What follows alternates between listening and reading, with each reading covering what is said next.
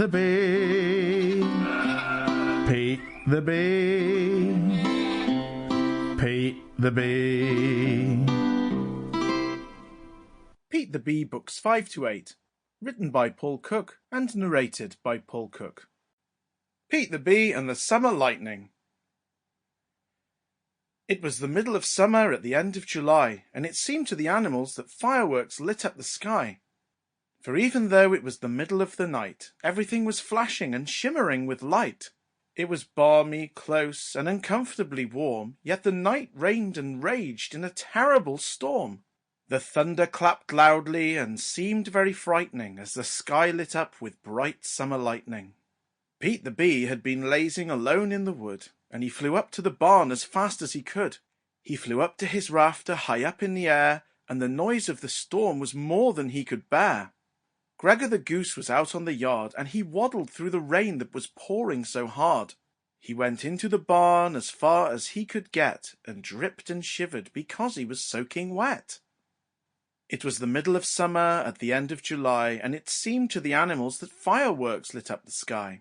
For even though it was the middle of the night, everything was flashing and shimmering with light.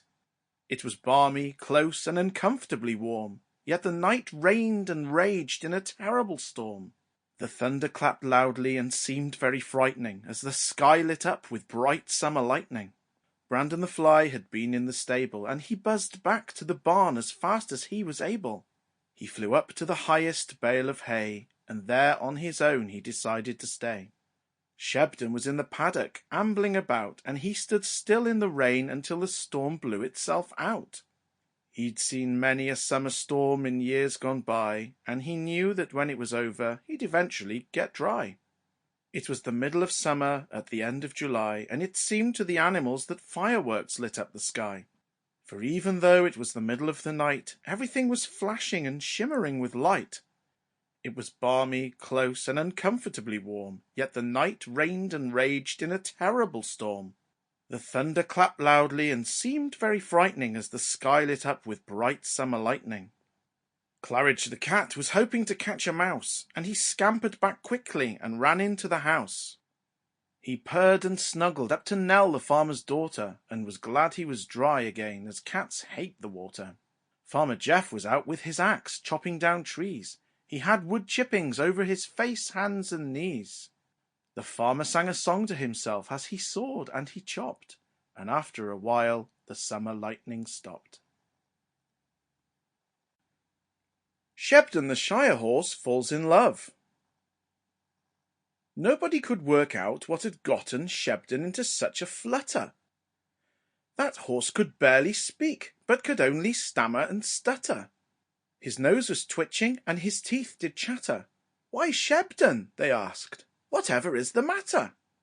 Shebdon being in such a pickle was indeed something new. Pete the Bee thought that horse might have caught the flu. Usually Shebdon was so very slow and calm. In fact, he was by far the most relaxed animal on the farm. The animals badgered Shebdon all through the day, but that stubborn horse refused to answer and said he could not say. "I know what it is," said Claridge as he prowled along the wall. "In fact, it is so simple and not difficult to see at all. For as sure as the stars twinkle in the sky above, that old horse has gone and fallen in love." Immediately the animals all did the same. They went to Shebdon's stall to find out her name. Who was the animal that had charmed that old horse?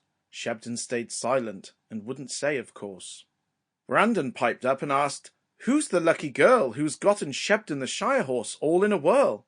Shebdon replied, "You who know me well know that I will not share my secret and will never tell. It really doesn't matter how much you taunt and tease, I'll never tell you. In fact, I'd rather have fleas." "If you look over the fence," said Claridge, "the answer is plain to see. The brown pony who arrived yesterday, I believe her name is Bree." Shebdon wanted to sit on that cat, but stayed silent instead. However, he couldn't help but blush, and his face went a bright rosy red. "Ooh," teased Brandon, "leave it to me," and he flew off over the fence towards the pony named Bree. "Oh no," thought Shebdon, "I'm all of..." Sample complete. Ready to continue?